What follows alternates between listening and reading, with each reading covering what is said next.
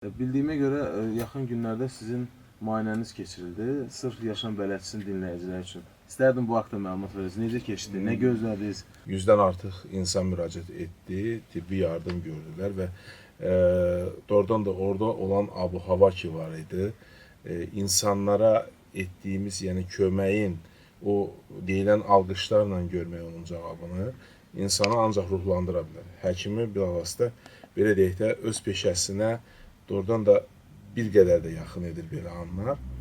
Çünki insanlar, xəstələr biz özümüz bilirik də, yəni əziyyət çəkirlər. Yəni hər insanın dərdinə həmdəm olmaq, bu həm psixoloji burada effekt var da. Yəni biz Cahit bəylə danışırdıq o gün. Yəni xəstələri təkcə müalicə etmirdik, həm də onların hər bir dərdini dinləyib onlara psixoloji bir təkan, bir ümid verirdik ki, bu problemdən bəli, mənəvi müalicə. Yəni insanlar da oradan da görürdünüz ki, içəri girirdilər otaqdan, yəni üzdə olan ifadə o dərəcədə belə əziyyət çəkən bir insanın üz ifadəsi və bizim yanımızdan çıxan gülər üz insanları gördükdə, yəni oradan da ancaq fərəhlənirdik. Təşəkkür edirik. Ergün bəy, sizə müraciət edən bu xəstələr, sırf Yaşam bələdçisi dinləyicilərinə ən çox hansı xəstəliklər aşkar olundu? Məsələ ondadır ki, biz bir neçə verilişdə bu silsilə şəkildə verilişlər oldu və burada əsas açıqladığımız məqamlar var idi, xəstəliklər var idi. Bu qara suyudur, mirvari suyudur. Daha çox məhz bu patologiya ilə müraciət etdilər. Çünki biz orada təsvir etdiyimiz əlamətlər, xəstəliyin əlamətləri, çoxsu gələnlər, məsələn, deyirdi ki, oturub radio qulaq asırdım, birdən siz dediyiniz müəyyən simptomları, əlamətləri mən özümdə yadıma düşdü ki, mən bunları hiss etmişəm və ona görə də qərara gəldim ki, gəlin və yetəri qədər fərqli coğrafiyaya malik olan yəni xəstələr idi, fərqli məkanlardan gələnlər idi. Demək olar ki, Azərbaycanın bütün bucaqlarından gələn xəstələr var idi. Əsasən əlbəttə ki, bu qara suyudur, mirvari suyudur. Əlbəttə ki, burada uşaqlar da var idi, çəplik ilə əlaqəli, görmə zəiflikləri ilə əlaqəli. Ümumiyyətlə, mən fikir verdim ki, məhz bizim danışdığımız mövzulara aid olan insanlar gəlmişdi və fikir edirəm ki, radio vasitəsilə, kütləvi informasiya vasitələri ilə, bax, məhz xəstəliyin əlamətlərini biz xəstələrə çatdırsaq, onlar ən azı özlərində o simptomları görüb gələcəklər müayinələrə. Bəli, düzgün vurğulandınız. Ümumiyyətlə, Yaşam bələdçisinin əsas məqsədlərindən biri sırf maariflənməkdir. Çünki əfsuslar olsun ki, istər oftalmoloji cəhətdən, istər onkoloji cəhətdən insanları səhv yola müalicə taktikaları seçirlər, mütəxəssisə yaxınlaşmırlar, hər hansı bir aptekdə işləyən işçidən məsləhət alırlar. Ona görə də mən özüm də müşahidələrimdə görürəm ki, bizə gəlib çatanda pasientlər çox ağır fəsadlar olur.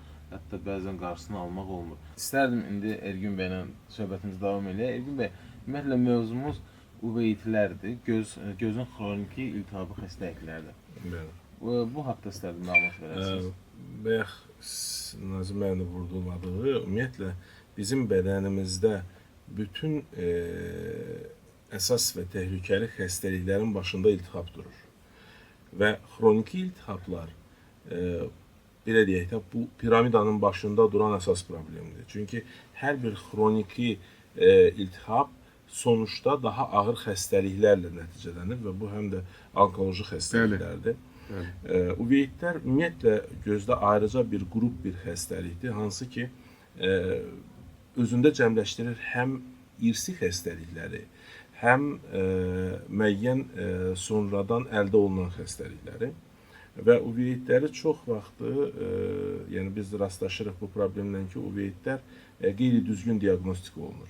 Və bu qeyri-düzgün diaqnostika faciə ilə nəticələnir, yəni gözün görməsinin itməsi ilə.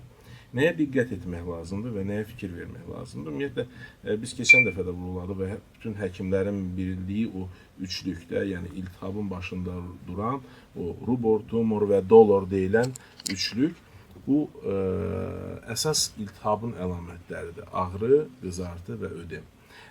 Əgər xəstədə uzun bir müddət gözdə ağrılar var, gözə toxunduqda ağrılar var, gözdə uzun müddət qızartılar olur, bu çox bir təhlükəli əlamətdir və bu əlamətə diqqət yetirmək lazımdır. Belə qızartılar lokal ola bilər, yəni gözün ancaq müəyyən bir hissəsini tutur və ya tam gözü əhatə edir. tam gözü əhatə edən qızartılar daha təhlükəlidir. Lokal qızartılara da yenə diqqət vermək lazımdır. Məsələn, görürsünüz ki, xəstə gəlir, gözündə qızartı var, həkim uzun müddət müayinə edir və gözdə hər hansı bir problem tapa bilmir. Ümumiyyətlə deyirlər ki, yəni, bu sizin elə normal vəziyyətinizdə gözdə belə də qızartı olmalıdır. Amma əslində xəstəliyin kökü çox gözlənilməz bir yerdədir, bağırsaqdadır. Məsələn, Kron xəstəliyində iltihabi proseslər həm də gözdə də özünü müşahidə etdirir və xəstənin bağırsağında uzun müddətli çəkən iltihabi proses gözdə özünü təzahür edir və belə bir xəstənin, məsələn, adi bir bağırsaq müayinəsi, yəni elektromonoskopiyaya göndərirsiniz və görürsünüz ki, orada məsələn polipoz da gedir və xoralanma da baş verir bağırsaqda. Yəni əlaqəsi var. Bundan başqa məsələn çox tez-tez biz uveitlərdə revmatik xəstələrdə rast gəlirik. Revmatizmi olan insanlarda və buna görə də diqqət etməlidirlər. Yəni revmatik xəstələr, revmatizm olan xəstələr bu xəstələrdə gözdə yenə də qızartı, ağrılar ola bilir və bir gün xəstə gəlib müraciət edir artıq həkimə ki, gözüm birdən tutuldu. Gözü baxdıqda biz görürük ki, gözün billurun üzəri tam iltihabi membranla bağlanıbdır. Gözdə arxa uveit baş verə bilər və ya orta uveit, vitrit deyilən bir vəziyyət. Yetəri qədər ciddi fəsaddır və çox vaxtı bu gözün görməsinin itməsinə gətirib çıxarda bilir. Ona görə xroniki xəstəliklərlə olan insanlar, yəni bu məsələn lupusdur, valçanka deyilən cəmiyyət arasında xəstəlikdir. İltihabi proseslərdir, spondil arteritlərdir. Məsələn, fəqərə nahiyəsində kolagenozlar. Bəli, Kolagenozlar. Kolagenoz xəstəliklər tamamilə doğrudur. Yəni bütün xroniki iltihabi xəstəliklər, yəni patologiyalar bilməlidirlər ki, bu gözdə də özünü biruzə verə bilər və vaxtında müraciət etməlidirlər. Yəni xırda qızartı, gözə toxunuşda ağrı bu ilkin əlamətdir və bütün bu xəstələrin hamısına, yəni kim ki artıq diaqnostika olunubdur və bilir, bildirmək istəyirəm ki, bu insanların əsas və birinci düşməni soyuqdur. Çünki gözlərimiz bilavasitə ətraf mühitlə təmasda olan bir orqandır. Yəni biz gözlərimizi xarici bir orqan bilmirik. Bu daxili orqandır. Sadəcə ətraf mühitlə bilavasitə təmasdadır və ona görə xırda bir küləkdə, məsələn, soyuq havada gəzmək belə insanlarda xəstəliyin artıq oyanmasına gətirib çıxardır. Yəni remisiya vəziyyətindən çıxma. Amma belə xəstələri uzun müddət, yəni remisiya vəziyyətində saxlamaq olar xüsusi dərmanlar vasitəsilə. Bu əsasən bu iltihab əleyhinə dərmanlardır. Əlbəttə ki, burada onkologiyada olan, məsələn, metatrexat falan belə sitostatiklərdə istifadə olunur. Artıq belə daha irəli getmiş xəstəliyin mərhələlərində. Amma ilkin dövrlərdə bu iltihab əleyhinə qarmonlar vasitəsilə, yəni steroidlər vasitəsilə də saxlanıla bilər. Və bir şey də bildirim ki, çox vaxt xəstələr bu dərmanlar yazıldıqda görürsünüz kontrolsuz onu başlayırlar istifadə etməyə. Yəni xəstəyə mütləq həkim müşahidəsi altında bu dərmanlar yazılmalıdır. Çünki çox vaxtı bu dərmanların yanaşı fəsadları, yanaşı təsirləri də var. Məsələn, steroidlərin uzun müddətli təsiri gözdə qlaukoma, katarakta kimi yetəri qədər ciddi xəstəliklərə gətirib çıxarda bilir. Ona görə xəstələrə, yəni pasientlərə müraciətim odur ki, dərmanı kontrolsuz istifadə etməyin. Çox vacib məqamdır və hər hansı bir fəsad olduqda vaxtında həkimə müraciət edin. Bəli, düzgün vurğuladınız. Əslində belə bir deyim var, hər kəs öz həkimi olmalıdır, amma bu dərman preparatları özünü müalicə etməyə deyil, sırf düzgün həyat tərzi seçmək, idmanla, aktiv həyatla məşğul olmaq və düzgün qidalanmaqla bağlıdır. Mütləq hər kəs 6 aydan bir ümumiyyətlə orqanizm check-up olunmalıdır. Mənə maraqlıdır, ümumiyyətlə uşaqlar neçə yaşından sonra oftalmoloq müayinəsində olmalıdırlar? Əslində, yəni belə deyək də, anadan olandan sonra dərhal onlar artıq yoxlanmalıdır. Çünki ilkin olaraq neonatoloqlar, hansılar ki doğum evlərində fəaliyyət göstərir, ən azı rutin göz müayinəsinin müəyyən bir əlamətlərini bilməlidirlər və yoxlamalar keçirilməlidir. Nədən? Çox vaxtı biz uşaqlarda anadan gəlmə patologiyalarla rastlaşırıq. Burada həm vaxtından tez doğulmuş uşaqlar, yəni retinopathy of prematurity deyilən bir vəziyyət var. Nə var ki, vaxtından əvvəl doğulan uşaqlarda kəskin işemiya baş verir torluq qışalarında və bu uşaqlarda doğuşdan sonra, yəni ilkin günlərində əgər tibbi yardım vaxtında göstərilirsə, onların gözündə korluğun qarşısını almaq olur. Əks halda isə əfsuslar olsun ki, bu xəstələrdə ifrat inkişaf etmiş neovaskuляrizasiya, yəni damarlanma baş verir gözün içində və burada qansızmalar və sonraki dövrdə gözün görməsinin itməsinə gətirib çıxardır. Belə uşaqlarda, belə körpələrdə lazer koagulyasiya yerinə yetirilir. Yəni faktiki olaraq bunlar əsasən şamil olunur 6 və 7 aylıq doğulmuş uşaqlara. Bu uşaqlarda mütləq ilkin yoxlanış olmalıdır. Və bununla birgə biz bir şeyə diqqət etməliyik, ailə statusu. Yəni çox bilirsiniz, yəni bizdə bu qohumluq əlaqələri olur və qohumluq əlaqəsi olan valideynlərdə çox böyük yaxın qohumluqlarda çox böyük risk var. Bu torlu qışa problemləri, torlu qışa xəstəlikləridir. Stargardt distrofiyasıdır. Bu toyuq korluğu adlandırılan onun bir forması pigment abiotrofiyadır. Hansı ki, yetər qədər ciddi xəstəlikdir və həmçinin kataraktalar. Məsələn, bizim ən kiçik əməliyyat elədiyimiz körpə 40 günlük körpə olubdur ki, hansında biz mirvari su əməliyyatı eləmişik. Çünki belə uşaqlarda artıq həm valideynlər də diqqətli olmalıdır, diqqət etməlidirlər bəbəyə. Çünki bəbək belə uşaqlarda ağappaq olur, anadan gəlmə kataraktalardır. Zəngimiz var, zəngdən sonra davam edelim. Aydındır, biz indi cavablandıracağıq sualımızı radiodan. Məsələ bundadır ki, qara suyun 2 dənə əməliyyat üçün əsas şərti var. Birinci şərt görmə itiliyinin olmasıdır. Yəni, əgər xəstədə görmə itiliyi varsa, əgər xəstədə görmə sahəsi, görmə alanı, belə deyək də, ən azı 20%-dən artıqdırsa, belə xəstəni əməliyyata götürməyə dəyər. Əks halda, belə xəstələr əməliyyata götürülmür, yeganə bir istisna ilə ikinci məqama gəlib çıxırıq. Bu, gözdə ağrıdır. İnandırım sizi ki, yəni, siz belə deyək də, bu stomatologiya ilə əlaqəli olan insan kimi bilirsiniz ki, diş ağrısı nə qədər dözülməzdir və xəstə çox tez bir zamanda istəyir yetişsin həkimə. Eyni şey baş verir göz ağrıları ilə qara suda. Qara su ağrıları, biz həmişə məsələn soruşanda ki, necə ağrıyır, təsvir edirlər ki, elə bir diş ağrısıdır. Bax, belə bir kəskin, şiddətli ağrıdır və çox vaxtı bu ağrı dözülməz hala gəlib çıxır və xəstə günün hər bir saatında hazırdır həkimə yetişsin ki, deyir, mənə bir köməklik edin. Bunu biz adlandırırıq qlaukomatoz pristup və qlaukomatoz tutma. Belə bir halda, belə bir vəziyyətdə xəstəyə əlbəttə ki, ilkin tibbi yardım göstərilir. İlkin tibbi yardım burada gözdaxili təzyiqin kəskin və qısa bir müddətdə xırda bir müdaxilə ilə salınmasıdır. Bunda parasentez deyilən bir vəziyyət, bir müdaxilə aparılır və gözün daxilindəki mayenin təzyiqi aşağı salınır. Amma sonraki dövrdə əlbəttə ki, biz belə xəstələrə tövsiyə edirik müdaxilə olsun, yəni cərrahi müdaxilə. Burada fərqli müdaxilələr var. Məsələn, yağ-lazer siklodestruksiya deyilən bir proses var. Bu, daha belə deyək də, paliativ müalicə adlanır və sırf əlaməti götürməkdən ötəridir. Ondan başqa ayrı müdaxilələr də var, yəni cərrahi əməliyyatlar. Bunlar individual olaraq seçilir və ona görə həkimə mütləq müraciət olunmalıdır və bu xəstəyə də mən tövsiyə edirəm ki, müraciət etsin həkimə.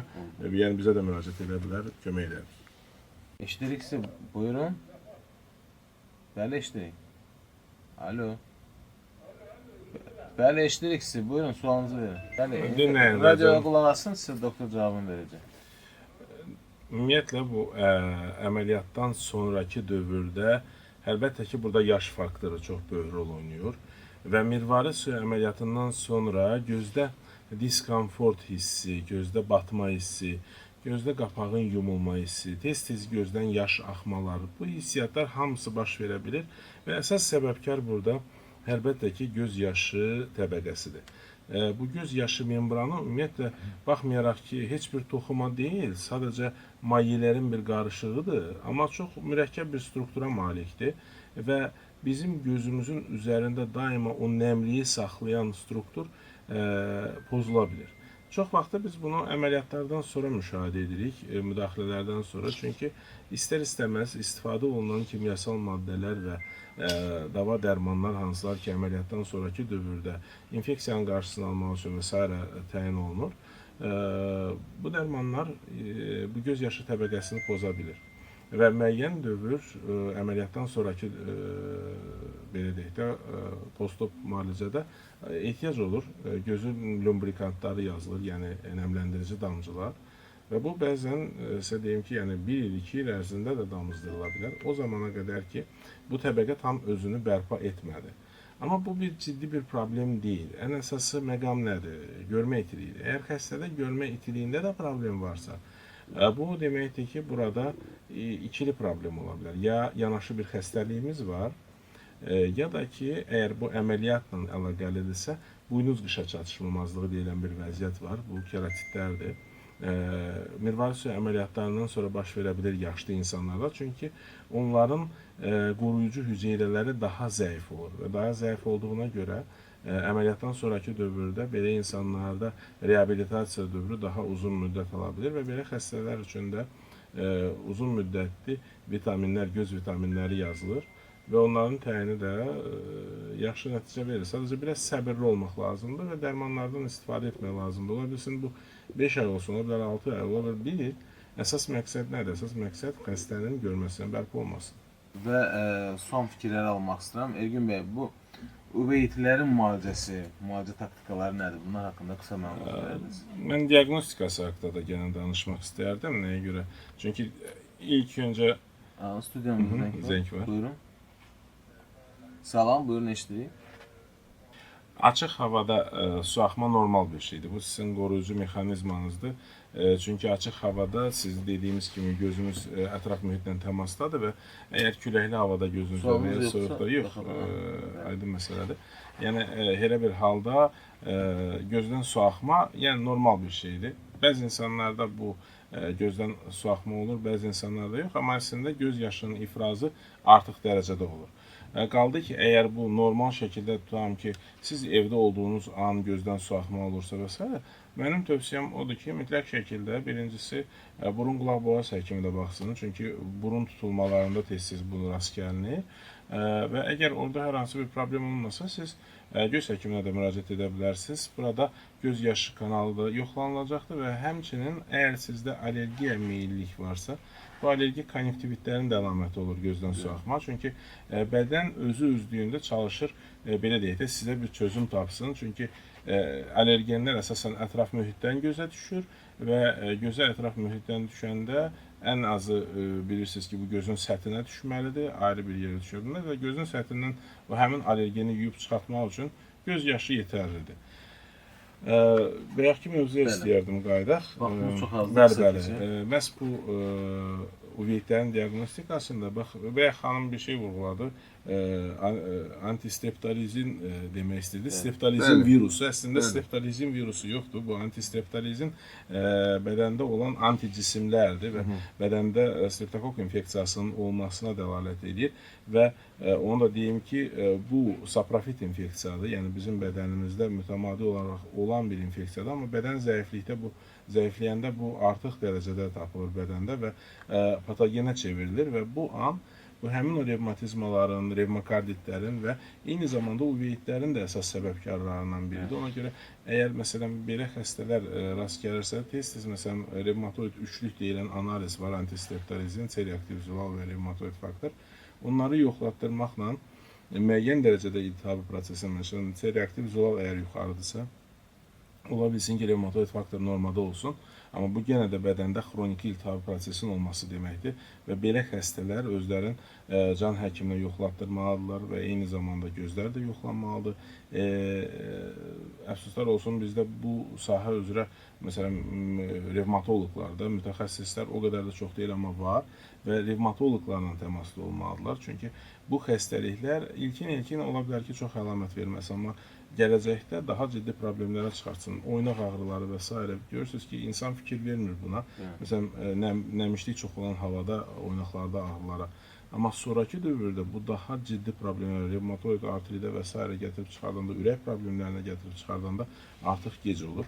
Ona görə mənim tövsiyəm odur ki, öz bədəninizin verdiyi siqnallara diqqətli olun. Bu ağrılardır, onlara diqqətli olun və göz nöqteyi nəzərdən dediyim kimi, gözdə bulanmalar, gözdə toxunuşda ağrılar, gözdə qızartılar. Qaldı ki, müalicəsi bunun həm konservativ var, çox nadir hallarda, hansı fəsadlarda burada cərrahi müdaxiləyə ehtiyac olur.